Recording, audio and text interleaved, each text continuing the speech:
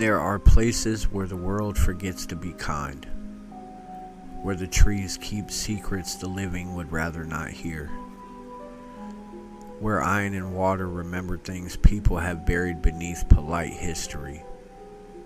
This is one of those places. They call it the Old Alton Bridge. They call it Goatman's Bridge. To some, it's just an old iron crossing over Hickory Creek in Denton County, Texas. A rusty arch of steel, left to rust in the hush of the trees. To others, it's the doorway to something, not human, something with the smell of smoke and sulfur. Something that remembers the weight of a noose and the taste of revenge. Tonight, we drive to the bridge. Tonight we listen. Tonight we tell you the history, the eyewitness encounters, and the stories people hoped would remain buried. Prepare to feel the timbers creak beneath your feet. Prepare to hear the breath that isn't yours.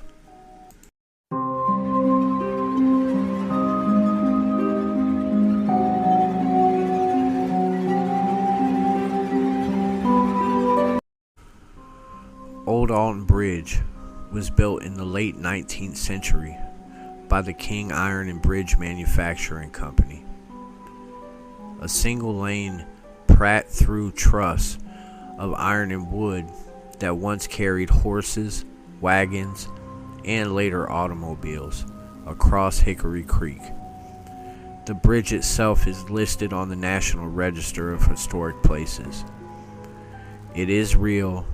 It is old, and it sits like an interrupted memory between two counties. There is a certain language to old bridges, the hum of loose bolts, the way wooden planks give a last warning before one settles. For generations, locals used this crossing, until the modern road rerouted traffic and left the iron span to become a ghost of a route. The silence that followed made room for legend. Legends never grow in clean, well-lit places. They root in the crooked, the forgotten, and the Old Alton Bridge has crooked edges. The legend that clung to the bridge has a name: Oscar Washburn. Most tellings say Washburn was a black goat farmer who had built a thriving business near the bridge. A man who raised his stock, sold his animals, and even posted a sign that read something like, "This way to the Goatman." For a community that did not like seeing a black man prosper, that success would be dangerous. The story says that in August 1938, local Klansmen crossed the bridge, kidnapped Washburn, hanged him from the iron, and when they peered down to see the body, the noose was empty. What came after was not a man. It was the Goatman. The details shift depending on who is telling it. Some versions say his family was killed. Some say the noose was found empty and the men fled in panic. Some local historians argue that the Washburn story is folklore, woven from the county's racial violence and rural imaginations. But whether every detail is true is less important, perhaps, than what the story does. It gives shape to a wound.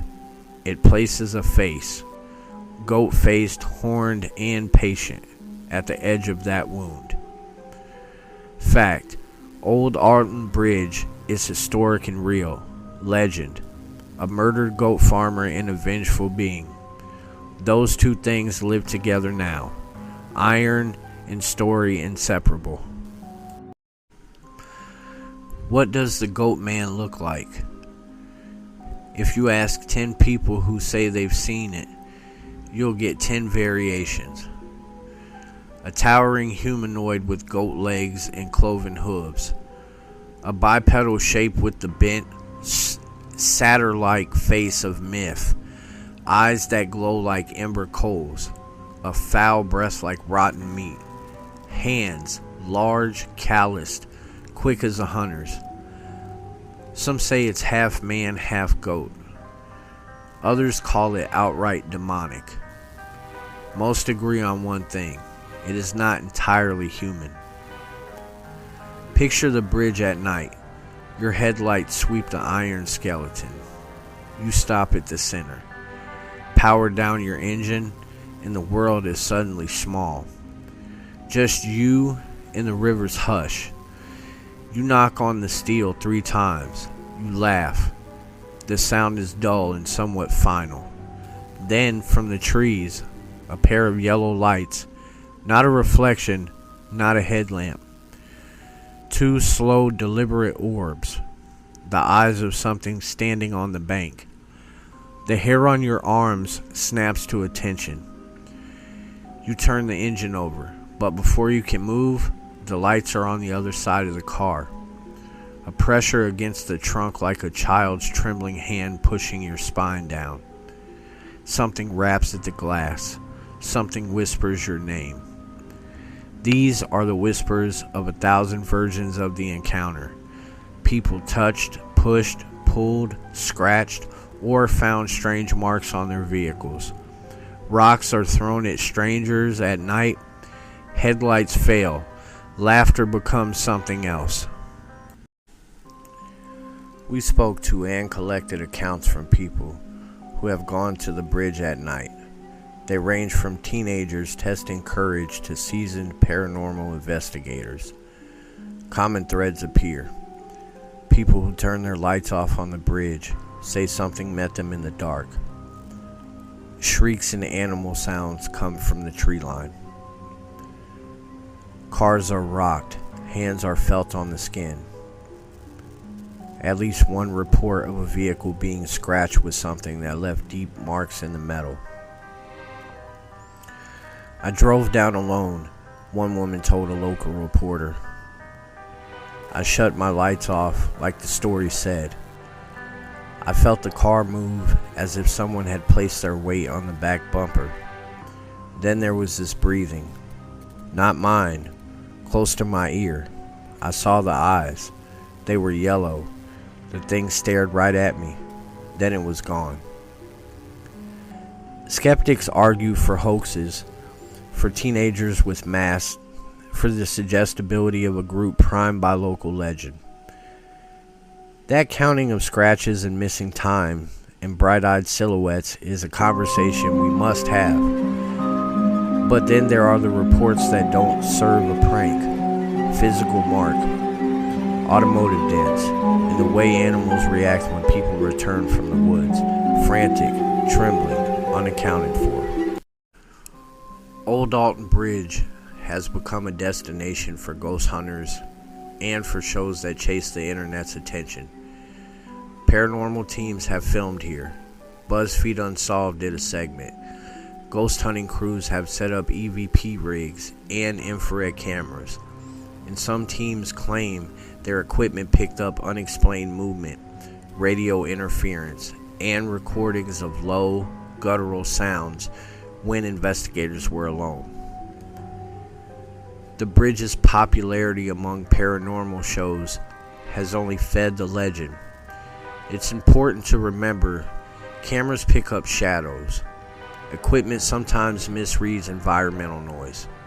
People bring expectations with them. But the bridge keeps attracting people. Not because of proof alone, but because of something the place does to the imagination. One late night clip, headlights off, a single flashlight wobbling, catches a shape between the trees. It's only seconds long. A silhouette stepping into the faint beam and then vanishing. Around that clip, rumors form. A Goatman had been spotted. A farm nearby says their goats act strange. A local bar posts flyers warning tourists, do not go alone. Legends are never purely entertainment. They sit on top of the land's memory. In this case, woven into the Goatman tale are threads of racial terror, A prosperous black man lynched, the Klan's presence, and the community's refusal to reckon with violence. Journalism and local historians have noted this connection and argued that the legend is part folklore and part painful historical echo. The bridge was a crossing point, and what we call it now is a crossing between the past cruelty and the present's nightmares. When people speak of the Goatman as a revenge figure, they are tapping into a narrative older than the bridge.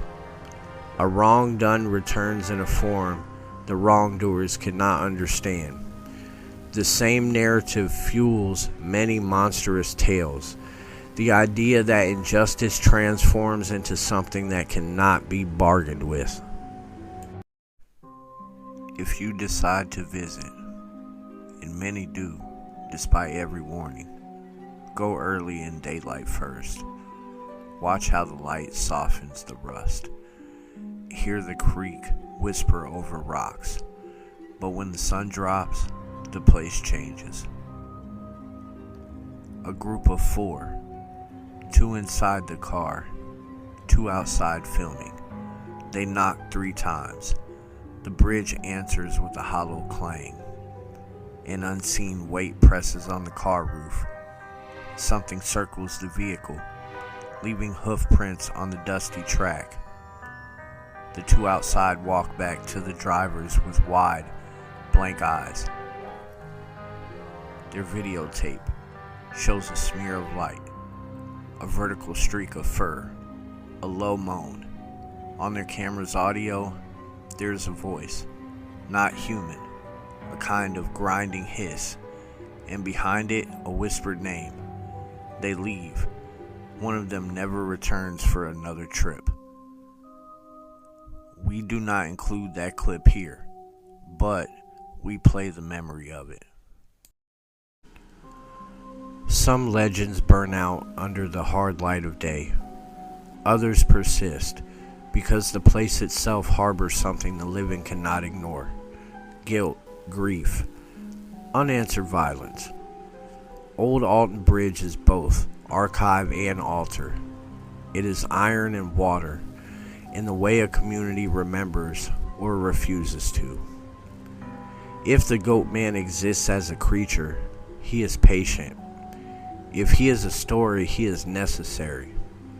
Either way, when you stand on that old bridge and the wind does not move, and you feel a breath at your neck that wasn't there a moment before, remember that the land keeps its own balance. Do you believe in monsters, or do you believe in the reasons we make them?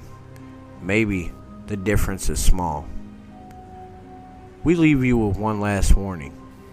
Don't turn your lights off, no matter who dares you. Don't knock 3 times. And if you hear hoofbeats behind you in the night, don't turn around. Because whatever waits at Old Alton Bridge has already learned how to wait.